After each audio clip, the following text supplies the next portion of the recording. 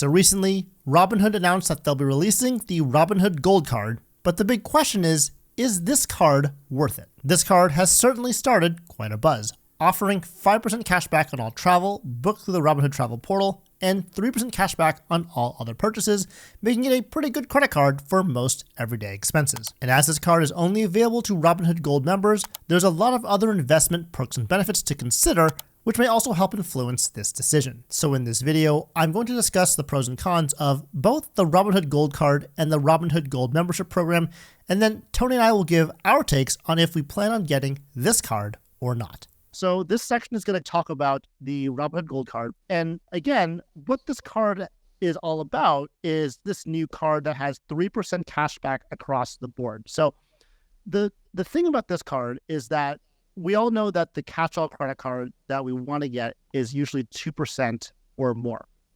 A lot of cards out there have 2% cash back used with no annual fee, some with no foreign transaction fees. And so we want to use it as our baseline. Well, the Robinhood Gold card actually now has this new supposed card that has 3% cashback across the board with a number of different benefits as well. And so a lot of these benefits are the things you typically expect with one of these types of cards, which is no annual fee, no foreign transaction fees, and also, like we said, 3% cashback on all categories, making it a pretty nice catch-all credit card for cashback. It even has this additional multiplier where you can get 5% cashback on travel when you book travel through the Robinhood travel portal. And so the Robinhood travel portal is something, I don't know if that's live yet, but I would imagine it'd be like the Ultra Rewards portal or the Capital One travel portal, where they would link to certain airlines, hotel systems, and you can apply or go to those places and get 5% cashback on your earnings. It also does something kind of like what Bilt does and does some other benefits and perks as well, including trip interruption protection. They have purchase security, extended warranty protection. It is a Visa card, so it does actually act as a true catch-all credit card as well. Because, as you know, Amex, as much as we like to have them be a catch-all credit card, it just truly can't be international or domestic, because even some domestic places don't take American Express credit cards, so it can't truly be a catch-all credit card. There is also auto rental CDW on this card. From what I looked at, from the very brief terms and conditions I looked at, it seems like it's secondary in the U.S. if you have no insurance, primary if you have insurance, which I don't know why you would have car insurance, because if you have a car, you have to have insurance. But I guess you did have a car, that would make sense. And then if you're international, it's going to be primary insurance. So basically, it's a secondary auto CDW for this benefit. You also get travel emergency assistance, like you mentioned before, it's a Visa card. So there's a lot of good benefits to this card. But not only do we have to think about the Robinhood Gold card, but we also have to look at Robinhood Gold in general, because Robinhood Gold is how you can get access to this card in the first place. So you can't actually have this card with that 3% multiplier if you don't have Robinhood Gold. And Robinhood Gold does have an annual fee. It's in the form of a $5 monthly fee, so $60 a year. But they do offer some perks that come with Robinhood Gold that can be helpful to offset this annual fee and also be pretty good for your retirement and for your financial future in general. So one of them is you get 5% APY on idle cash earned while you sleep. So basically, they're saying you have a savings account, or if you put it into your account, your uninvested cash will be 5% APY, which is, it's pretty good. Of course, you're paying $60 for that. We'll go into that in a moment, but there is a benefit to having 5% APY in your account. The second is, as you know, the 3% cashback on the Gold card. So that is also a really nice perk to have available. Instant deposits are pretty nice because sometimes you want to deposit money into your account and then use it right away to invest. That is a really nice feature if you're into more of that quick action day trading type of thing. I don't know if that's for me, but that is an available perk on Robinhood Gold. So something to think about. And also the big thing that people were asking about a lot is the 3% IRA matching on every dollar every year. And so that's big for two reasons. The first reason is that when they first came out with this, and I think it's still going on now, this promotion, I think it started in late January and will be ending on April 30th, is that actually you can not only earn a 3% match on the contribution to your IRA, but also a 3% contribution on transfers and rollovers. So, for example, if you had a $10,000 Roth IRA and you transfer that over into the Robinhood account, that would be $300 free. If you had $100,000 Roth IRA and you transfer those assets over, that would be $3,000 free dollars. They're just going to give it to you as a match. And that's for transfers, right? Also, if you do rollers from your 401k, say you have like, a very, very large, like $500,000 401k, you roll it over into an IRA, they'll match that to 3%, wherever that value is going to be. So it seems good on the surface. There is some caveats to this transfer, though, and that is you have to keep your money in the bottom, I think, third paragraph here. You have to keep the money in the IRA for at least 5 years to keep that match and be a Robinhood Gold subscriber for 1 year after the first deposit. And so you have to basically hold that money in Robinhood for 5 years before you can move it somewhere else. And for most retirement accounts, that's typically okay, especially for those of you who are younger investors or younger, like 20s and 30s. You typically won't move your money within 5 years. However, that does limit your ability to, if you decide to do something different, say you got married, you want to consolidate your finances, or you maybe see another promotion that's a lot better, that's a different bank or different custodian, you may want to move your account. Now you can't move those assets over if you want to keep that 3% match. Not to mention, you also have to move all that stuff again and do the whole like ACAT transfer, and that's going to be just a lot of a headache you don't have to deal with. But I can see the value if you feel like you are going to transfer the money over and leave it at Robinhood for that length of time. I can see the value of that because it is a lot of, quote, free money or match money. And then that's on top of the contribution. So after April 30th, you'll also still continue to get 3% match on any contribution. So I think this year's $7,000 for 2024. So you get a 3% match on that value as well. And so that comes to I bring that all up because a lot of these strategies can be used to offset the annual fee or that cost of the Robinhood Gold. Like I mentioned, it's $5 a month or $60 total. So there are 3 ways to do this based on what we just talked about. The first is you can spend at least $6,000 per year on the Robinhood Gold card. So why do I say that? Well, if you have a 3% card and you spend $6,000 in that year, you'll earn $180 in cash back. If you do that exact same spend on a 2% cash card, that would be $120 in cash back. So the difference is $60. So anything after $6,000 will be a net positive in terms of getting cash back, and you've also paid for that gold annual fee. And so that's the magic number. Now, $6,000 a year is not terrible. Like it's $500 on average per month. So I think most people can do that, but that would be one way to get that gold card annual fee back. The second thing you could do is you could put $1,200 in idle cash in the Robinhood brokerage. Now, that's going to change because it's not going to be 5% forever. As we all know, the interest rates are going to lower later this year, I think up to 3 times what the Fed says. And so it won't be 5% this whole time, but assuming that it is, if you put $1,200 and you get 5% APY on that, that would be $60. So if you put at least that much money in the account, that will pay for the Robinhood Gold card annual fee as well. The third thing is if you go ahead and you transfer at least $2,000 into an IRA, this is by April 30th, because if you transfer the $2,000 into an IRA, you'll get that 3% match. That's $60 as well. So again, you have to keep that money in the IRA for 5 years, but that would be another way to at least for the first year, get that $60 back. Now, if you combine all 3 of these, then you have something going on where you're getting a lot more, quote, value for the transfer that you're doing. But you can see kind of where they're going with this, right? They want you to do a lot of things like, for example, Wealthfront and M1 is doing, and that is to use this Robinhood for spending, investing, saving, and borrowing. They want to put you into their ecosystem, and also the credit card too, which is spending. You can also use that as well to, you can use basically all their products under one roof. And so that's fine because a lot of other fintechs do that. But the question is, are you going to be comfortable doing that, right? And so the take for me is that I don't really have plans to get this card. And the reason for that is because it does take up a Chase 524 slot.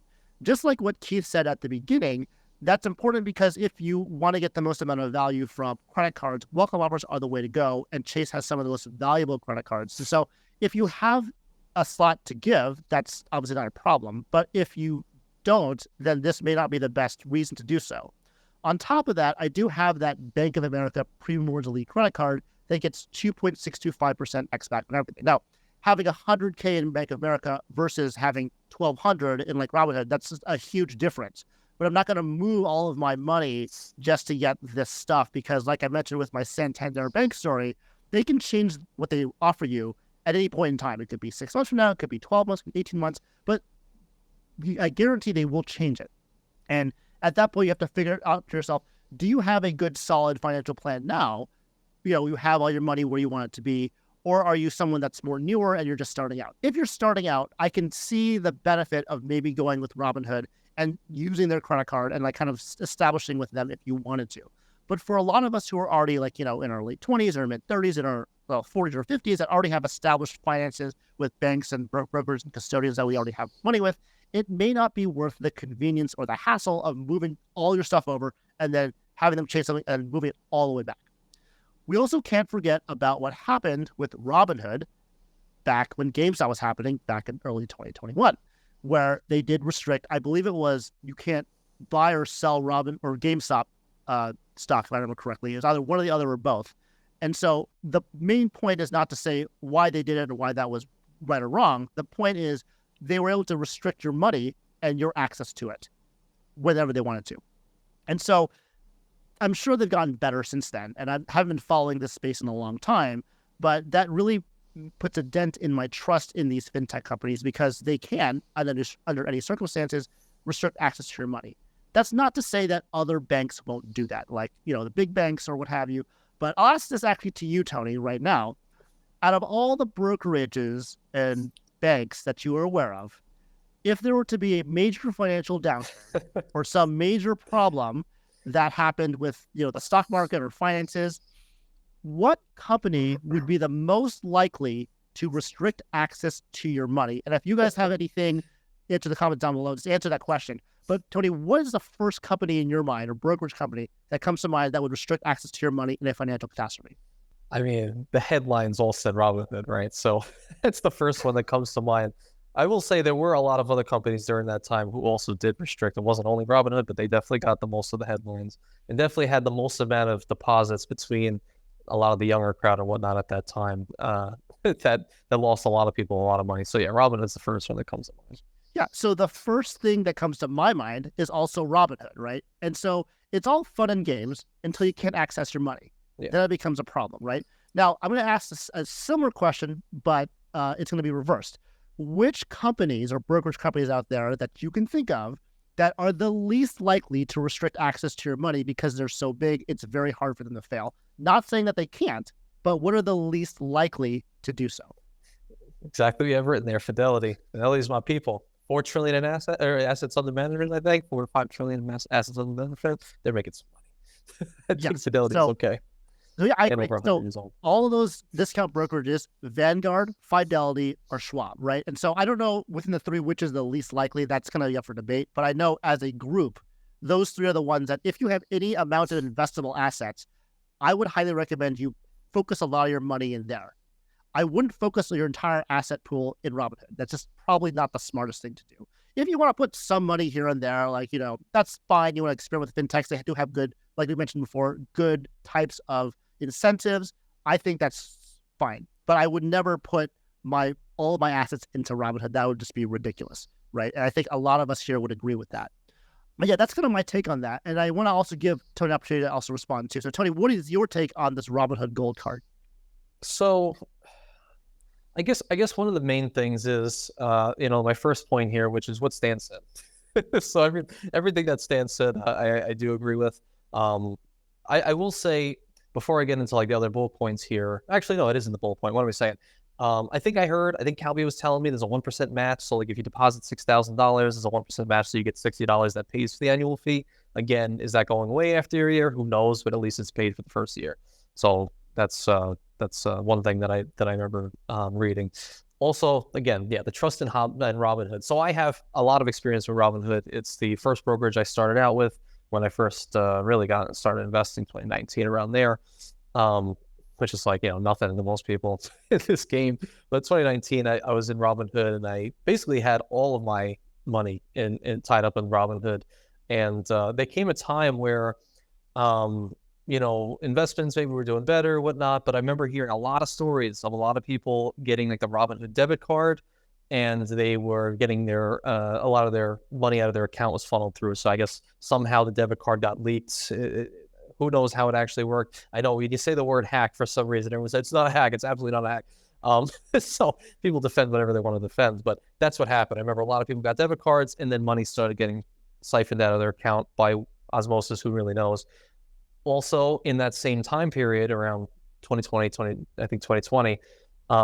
during lockdowns and whatnot, I remember there was also occasions of just accounts being like either locked or shut down. And again, just even without debit cards, that money was somehow being fined. I just kept reading these things. So I said, you know what?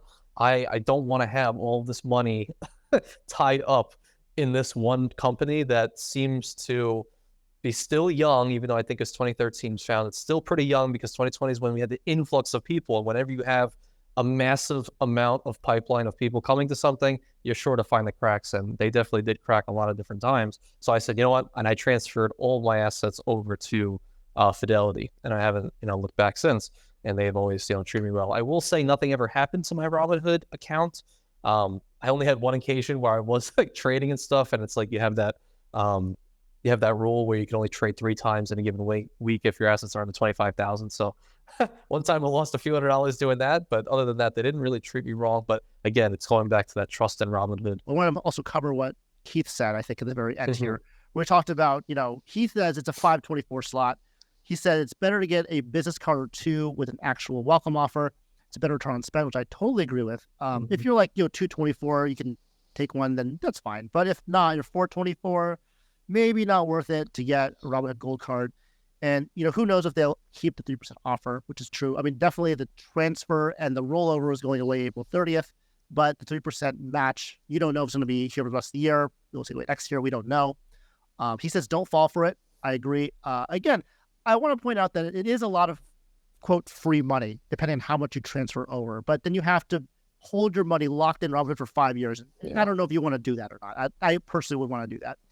And then their CEO wouldn't commit that they'll keep the 3% for 18 months. So definitely something to look out for.